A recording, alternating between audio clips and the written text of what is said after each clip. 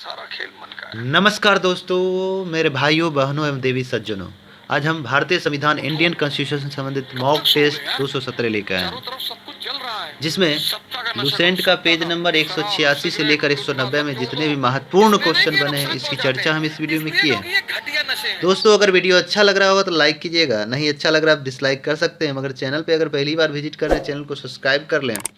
बगल में bell icon की घंटी है, दबा दीजिएगा, जिससे आने वाला कोई वीडियो पहले आप तक पहुंचेगा। यह जो है सेशन अधिक से अधिक अपने फ्रेंड सर्किल में आप शेयर कर सकते हैं, जिससे उनको भी फायदा हो सके। चलिए क्वेश्चन नंबर 1 देखते हैं। राष्ट्रीय आपात का जिक्र किस अनुच्छेद में है? हमारे संविधान में 3 प्रकार की आपातकाल की चर्चा है: राष्ट्रीय आपात, वित्तीय आपात और राष्ट्रपति शासन। तो पूछ रहा राष्ट्रीय आपात का जिक्र किस अनुच्छेद में है? ऑप्शन ए अनुच्छेद 345, बी अनुच्छेद 352, सी अनुच्छेद 356, डी अनुच्छेद 360। इसका आंसर आप कमेंट बॉक्स में कमेंट कर सकते हैं और मिला सकते हैं इसका कितना आपका सही हो रहा है, कितना गलत हो रहा है। और अगर इसका पीडीएफ चाहिए तो हमारे वीडियो के डिस्क्रिप्शन में जाकर पीडीएफ डाउनलोड कर सकते हैं। और इसका आंसर के भी हम इसमें साथ में लिंक देते हैं। टेलीग्राम से भी जुड़ सकते हैं आप। टेलीग्राम का भी लिंक वीडियो के नीचे में रहता है, मगर आप डायरेक्ट अगर जाइएगा टेलीग्राम में, तो टेलीग्राम में लिटिल गुरु चैनल सर्च कीजिएगा, आ जाएगा। चलिए क्वेश्चन नंबर, इसका आंसर देखना है। राष्ट्रीय आपात तो अनुच्छेद 352 हो जाएगा, ऑप्शन बी।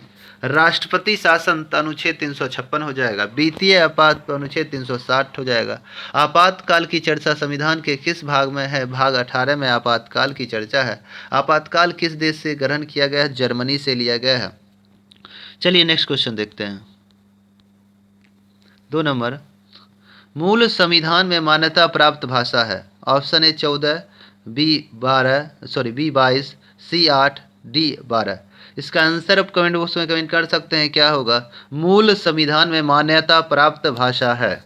मूल संविधान में मान्यता प्राप्त भाषा है, तो ऑप्शन ए हो जाएगा 14।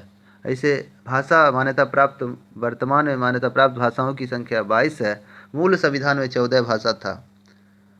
22 कैसे हुआ? तो 15वीं भाषा ग्रुप में सिंधी भाषाओं को 15वीं भाषा ग्रुप में 21वां संविधान संशोधन 1967 को जोड़ा गया। उसके बाद कोंकणी, मणिपुर, नेपाली को 71वां संविधान संशोधन 1992 में जोड़ा गया। उसके बाद 92वां संविधान संशोधन 2003 में बोडो, डोगरी, मैथिली और संथाली टोटल 4 भाषा जोड़े गए थे। हमारे मूल संविधान में अनुसूचियों की संख्या 8 है, वर्तमान में 12 अनुसूची हैं। चलिए नेक्स्ट क्वेश्चन देखते हैं। 3 नंबर क्वेश्चन है, बिहार का एकमात्र भाषा जो संविधान, बिहार का होना चाहिए, बिहार एकमात्र भाषा, तो बिहार का एकमात्र भाषा संविधान में कब जोड़ा गया? Option A 1967, B 1992, C 2003, D 1976। इसका आंसर आप कमेंट बॉक्स में कमेंट कर सकते हैं, क्या होगा? बिहार की एकमात्र भाषा संविधान में जोड़ी गई, तो ये है बोडो, डोगरी, मैथिली और संथाली। तो मैथिली भाषा जो जोड़ा गया 92वां संविधान सन 2003 के तहत, जबकि 71वां संविधान सन 1992 के तहत कोंकणी, मणिपुरी, नेपाली जोड़ा गया। 15वीं भाषा सिंधी को 21वां संशोधन 1967 के तहत जोड़ा गया। अब 42वां 1976 के तहत संविधान का लघु संविधान कहा जाए, जिसमें सर्वाधिक संशोधन किए गए संविधान में। चलिए नेक्स्ट क्वेश्चन देखते हैं। 4 नंबर क्वेश्चन देखना है, भारतीय संविधान में कितने प्रकार की आपात की चर्चा है? Option A 3, B 4, C 5, D 2। इसका आंसर आप कमेंट बॉक्स में कमेंट कर सकते हैं। हमारे संविधान में कितने प्रकार की आपातकाल की चर्चा है? तो हमारे संविधान में आपातकाल कहेंगे 3 प्रकार के आपातकाल की चर्चा है: राष्ट्रीय आपात, वित्तीय आपात और राष्ट्रपति शासन। और उसके बाद हम थोड़ा और एक्स्ट्रा चर्चा कर सकते हैं, आप लिख सकते हैं या सुन सकते हैं। हमारी प्रस्तावना जो है उद्देशिका है, उसमें कितने प्रकार के न्याय की चर्चा है? 3 प्रकार का न्याय है: सामाजिक न्याय, आर्थिक न्याय और राजनीतिक न्याय। हमारी प्रस्तावना में कितने प्रकार की समानता है? 2 प्रकार की समानता है: प्रतिष्ठा और अवसर 2 प्रकार की समानता है। हमारी प्रस्तावना या उद्देशिका में कितने प्रकार की स्वतंत्रता है? तो 5 प्रकार की स्वतंत्रता है: धर्म की स्वतंत्रता, उपासना की स्वतंत्रता, अभिव्यक्ति की स्वतंत्रता, विश्वास की स्वतंत्रता और विचार की स्वतंत्रता। ये 5 प्रकार की स्वतंत्रता है। चलिए नेक्स्ट क्वेश्चन देखते हैं। 5 नंबर, राष्ट्रीय आपात के लिए अनुमोदन सीमा, मतलब राष्ट्रीय आपात जब लागू होता है तो अनुमोदन सीमा संसद के कितना दिनों का कम होना चाहिए, तभी वो लागू किया जाएगा आगे 6 महीना के लिए। ऑप्शन ए 30 दिन, बी 60 दिन, सी 180 दिन, डी 40 दिन। इसका आंसर आप कमेंट बॉक्स में कमेंट कर सकते हैं क्या होगा।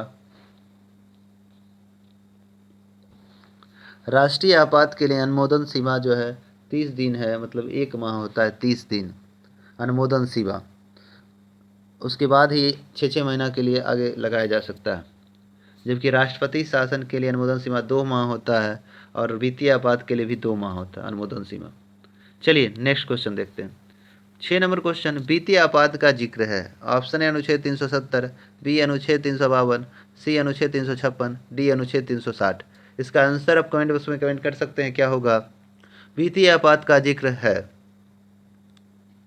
तो वित्तीय आपातकाल का जिक्र अनुच्छेद 360 में वित्तीय आपात है, अनुच्छेद 356 में राष्ट्रपति शासन है, अनुच्छेद 352 में राष्ट्रीय आपात है, अनुच्छेद 370 जम्मू कश्मीर से संबंधित है।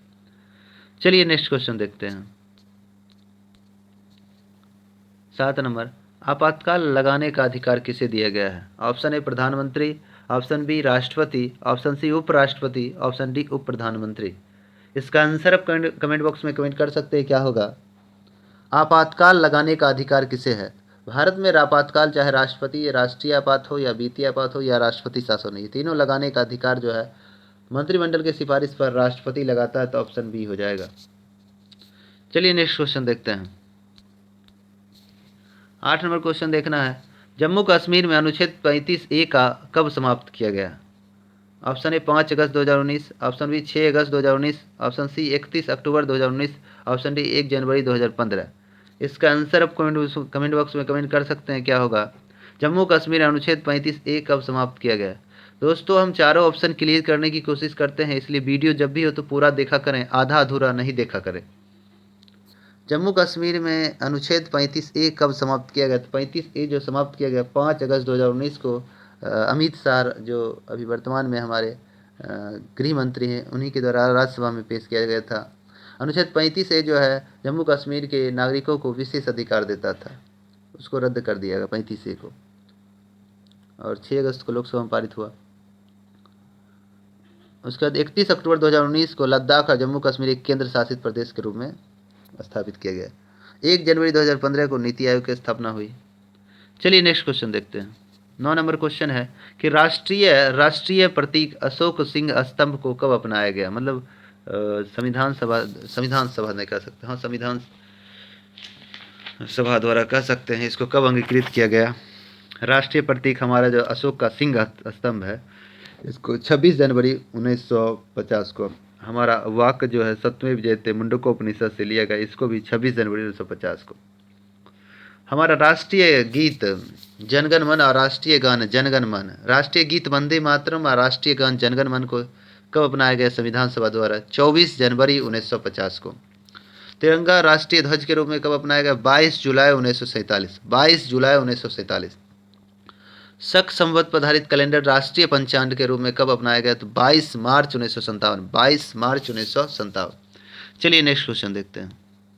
10 नंबर क्वेश्चन देखना है, राष्ट्रीय विरासत पशु हाथी को कब अपनाया गया। ऑप्शन ए 5 अक्टूबर 2009, ऑप्शन बी 22 अक्टूबर 2010, ऑप्शन सी 4 नवंबर 2008, ऑप्शन डी 22 मार्च 1957। इसका आंसर आप कमेंट बॉक्स में कमेंट कर सकते हैं क्या होगा। राष्ट्रीय विरासत पशु हाथी को कब मान्यता मिला, तो राष्ट्रीय विरासत पशु जो हाथी को मिला था 22 अक्टूबर 2010, ऑप्शन बी हो जाएगा 22 अक्टूबर 2010। डॉल्फिन के जलीय जीव की मान्यता कब मिली, 5 अक्टूबर 2009, डॉल्फिन को जलीय जीव 5 अक्टूबर 2009। उसके बाद 4 नवंबर 2008 को जो है, 4 नवंबर 2008 को क्या कहते हैं, हमारा राष्ट्रीय नदी गंगा को मान्यता मिला, और शक संवत आधारित कैलेंडर 22 मार्च 1957। चलिए नेक्स्ट क्वेश्चन देखते हैं। 11 नंबर, राष्ट्रीय वृक्ष बरगद का वैज्ञानिक नाम क्या है। Option A Nelumbo nucifera, B Pavo cristatus, C Panthera tigris, D Ficus पेंथालिसिस। इसका आंसर आप कमेंट बॉक्स में कमेंट कर सकते हैं क्या होगा। राष्ट्रीय वृक्ष बरगद का विज्ञान, बरगद को हम लोग बट वृक्ष भी कहते हैं, तो इसका आंसर ऑप्शन डी हो जाएगा फाइकस बेंथालेसिस। जबकि मोर का हो जाएगा पावो क्रिस्टेसस, और कमल के फूल का निनम्बो न्यूसीफेरा, और बाघ का पेंथरा टाइग्रिस। चलिए नेक्स्ट क्वेश्चन देखते हैं। 12 नंबर, प्रकलन समिति का गठन कब हुआ? Option A 1950, B 1967, C 1963, D 1957। इसका आंसर आप कमेंट बॉक्स में कमेंट कर सकते हैं। प्रकलन समिति का गठन कब हुआ? प्रकलन समिति को हम आकलन समिति या मितव्ययिता समिति भी कहते हैं। इसका गठन 1950 में हुआ था। ऑप्शन ये हो जाएगा, ऑप्शन ए हो जाएगा 1950 में। प्रकलन समिति, आकलन समिति या मितव्ययिता समिति में कुल 30 सदस्य होते हैं, 30 लोकसभा से होते हैं। प्रकलन समिति सबसे बड़ी संसदीय समिति होती है, 30 लोकसभा से होते हैं, और इनका कार्यकाल इसके अध्यक्ष का 1 वर्ष का होता है। इसके अध्यक्ष अप्रत्यक्ष चुनाव पद्धति के माध्यम से चुने जाते हैं, और इनका कार्यकाल 1 वर्ष का होता है। इनका सेशन जो होता है मई से, मतलब क्या कहते हैं, अब मई से शुरू होकर अप्रैल तक चलता है। 1 मई से 30 अप्रैल, 1 मई से 30 अप्रैल चलता है। उसके बाद है लोक लेखा समिति, जिसको पब्लिक अकाउंट कमेटी कहते हैं। लोक लेखा समिति का गठन 1967 में किया गया था। इसमें 22 सदस्य होते हैं, 15 लोकसभा से, 7 राज्यसभा से। इसके अध्यक्ष का कार्यकाल 1 वर्ष का होता है। इसके अध्यक्ष कोई विपक्ष के होते हैं। वर्तमान में विपक्ष के अधीर रंजन चौधरी इसके अध्यक्ष हैं। लोक लेखा समिति। एक होता है सरकारी उपकरण समिति, जिसका गठन 1963 में किया गया। इसमें भी 22 सदस्य, 15 लोकसभा से, 7 राज्यसभा से। कार्यकाल 1 वर्ष का होता है अध्यक्ष का। अब 22 मार्च 1957 को हमको कैलेंडर को राष्ट्रीय पंचांग के रूप में अपनाएगा, 22 मार्च 1957। चलिए नेक्स्ट क्वेश्चन देखते हैं। 13 नंबर क्वेश्चन है कि प्रकलन समिति में कुल सदस्य होते हैं। Option A 30, B 22, C 9, D 15। इसका आंसर आप कमेंट बॉक्स में कमेंट कर सकते हैं, क्या होगा?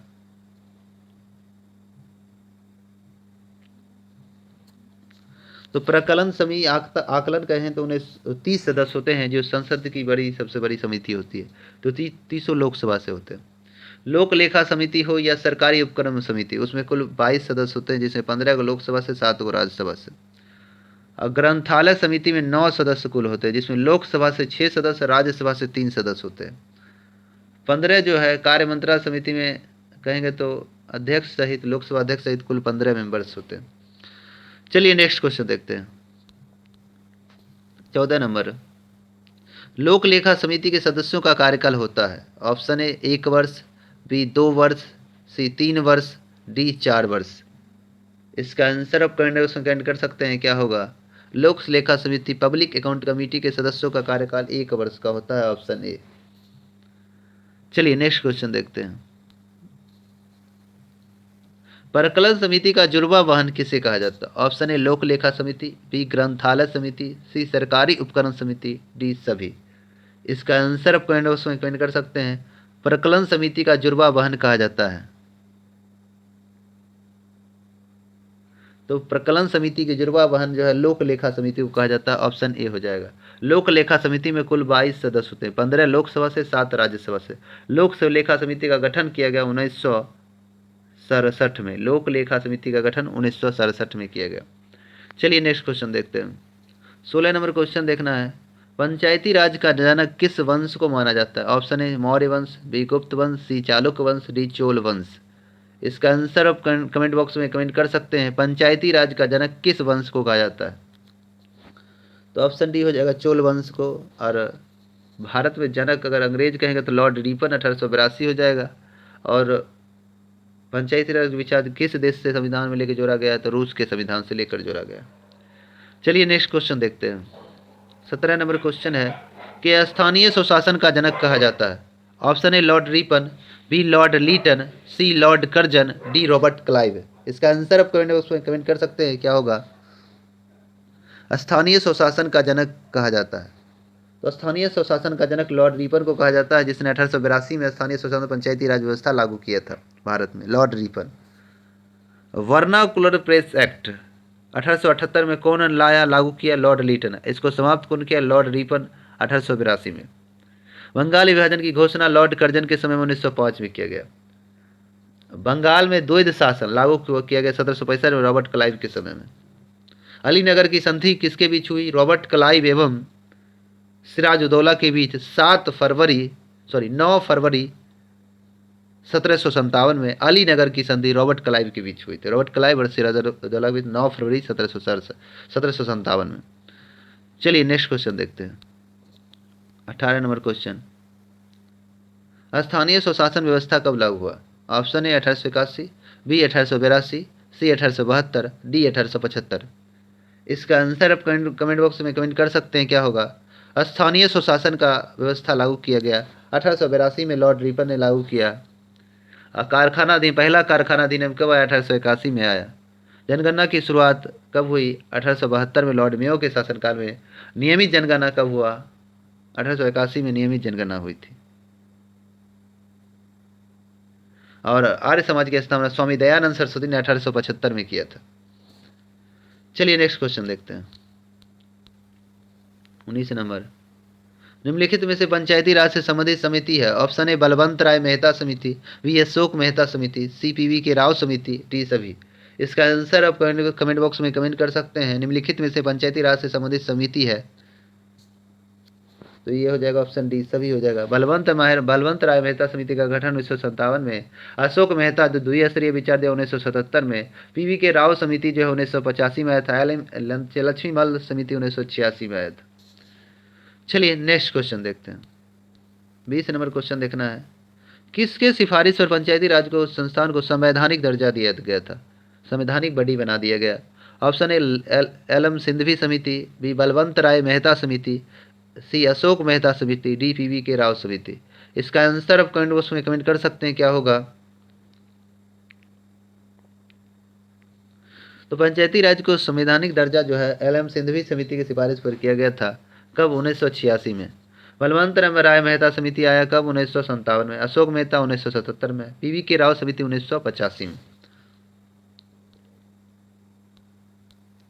चलिए दोस्तों, अगर कंटेंट अच्छा लग रहा था हमारे चैनल को सब्सक्राइब कर लीजिए और शेयर कर दीजिए, जिससे और लोगों को भी फ़ायदा हो सके। चलिए हम आज इतने तक रहने देते हैं। हम जाते जाते यही कहेंगे, हंसते रहे हजारों के बीच में जैसे हंसता है फूल बहारों के बीच में, रोशन हो इस दुनिया में इस तरह जैसे होता है चांद सितारों के बीच में, जैसे होता है चांद सितारों के बीच में। चलिए आज इतने तक रहने देते हैं। जय हिंद, जय भारत।